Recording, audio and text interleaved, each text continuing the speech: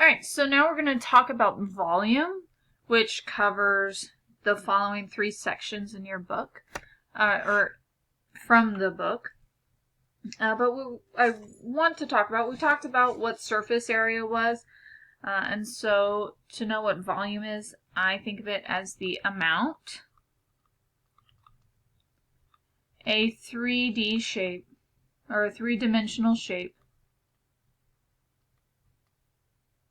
can hold. So another way I think of this, when we talk about surface area, I think of that as how much paper it would take to wrap, or whatever material in order to wrap a shape. When we talk about volume, how much will it take to fill that shape? So like a water bottle, how much water will it take to fill that? So that's what we're working with. Surface area is how much around, how much does it take to wrap it up.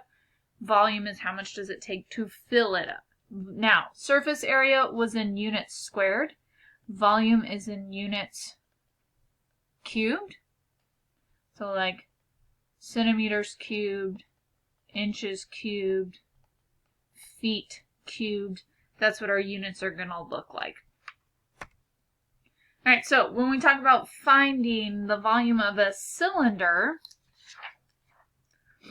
again, we're going to be working with radius, which is from our center point in our circle to the outside of the circle, right? And our height, which is that perpendicular distance from circle base to circle base. So, when finding the volume of a cylinder, volume, which we're going to call V, is going to equal pi times radius squared times the height. So, again, pi r squared is the area of a circle. So that area of the circle times the height is how we find the volume, because we're going to have to cover that entire circle, right? And then we want to get the entire height of the cylinder. So when we get into examples, and like I said, I always like to say what's my radius, what's my height, because it helps me know what I'm plugging in. So my radius is 4, my height is 6. We're plugging into the fact that volume equals pi r squared. Now, what is the volume of each cylinder in terms of pi? So we talked about that in surface area, that it can be easier to leave everything in terms of pi and then multiply pi at the very end. And so in this case, it doesn't want us to multiply pi at all. So volume is going to equal pi, I forgot h.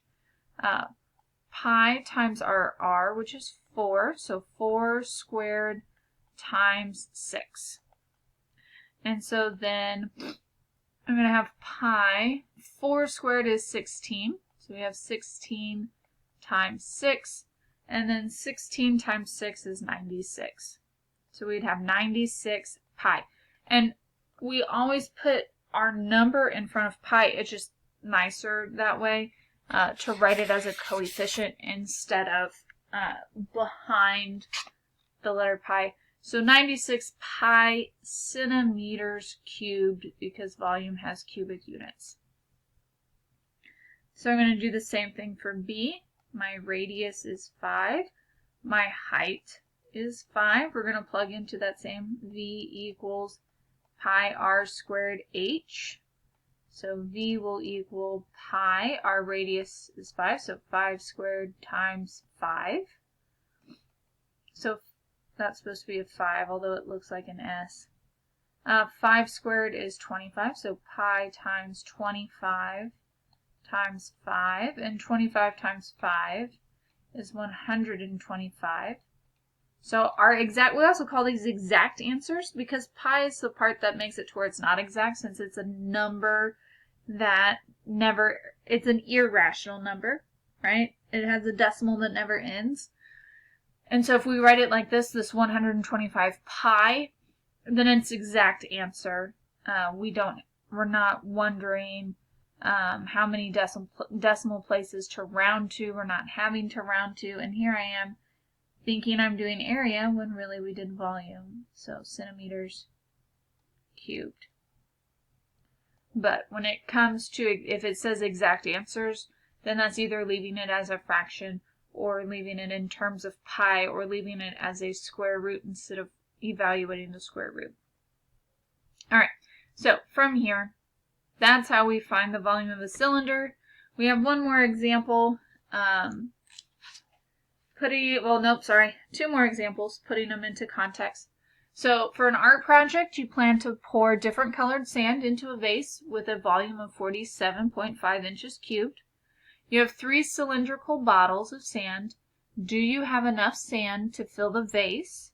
And then we need to explain. So the first thing we need to do, all the cylinders are the same. So we just need to find the volume of one cylinder and then take that times 3, and we know the volume of all 3 cylinders. So to find the volume of a cylinder, we need radius and we need height. We know the height is 3.75. The radius is going to be 2.5 divided by 2. So 2.5 divided by 2 is 1.25. And our height is 3.75. So we're going to do volume equals our pi times our radius, which is 1.25 squared, times our height, 3.75.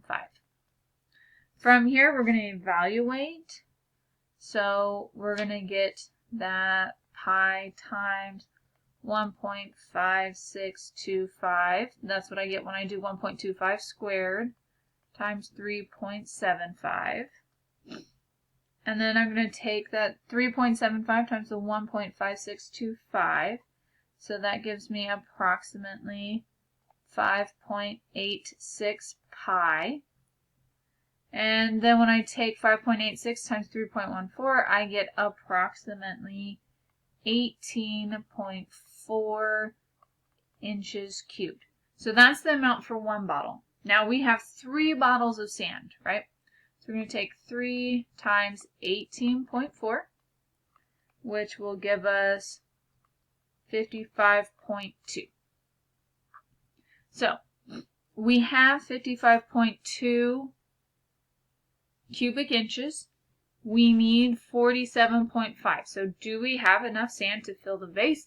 And the answer is yes. And it says explain. So good explaining words start with, or sentences have because in them. Yes, because we have 55.2 inches cubed of sand, which is greater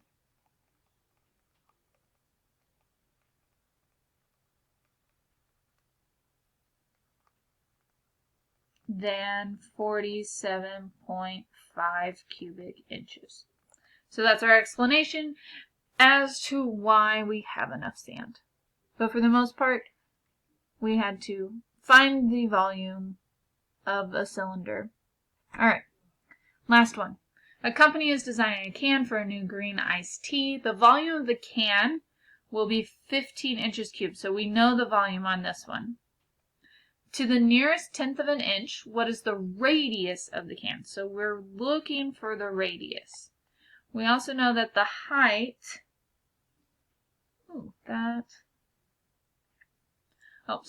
the height is 4.8 because that gives us this, that is given to us right there. So I'm going to plug into my formula, remembering volume equals pi r squared h. So I know the volume, 15 equals pi times r squared times 4.8.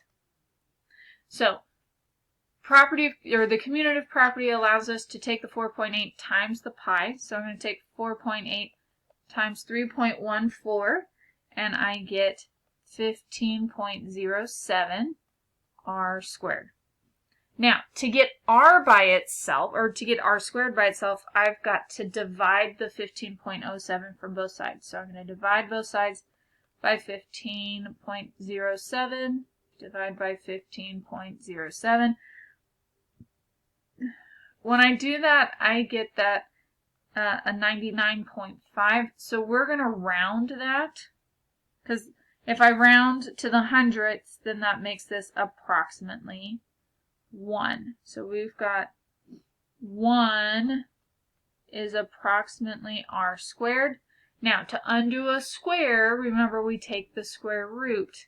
If you don't remember, that was section 3.1 and 3.2. So 3.1 was square roots, 3.2 was cube roots. And the square root of 1 is 1. So our radius is approximately 1 inch. So about 1 inch. And that's how you find the radius given volume and a height of a cylinder. That is all for this first video. Next video we'll talk about volume of cones. Until then.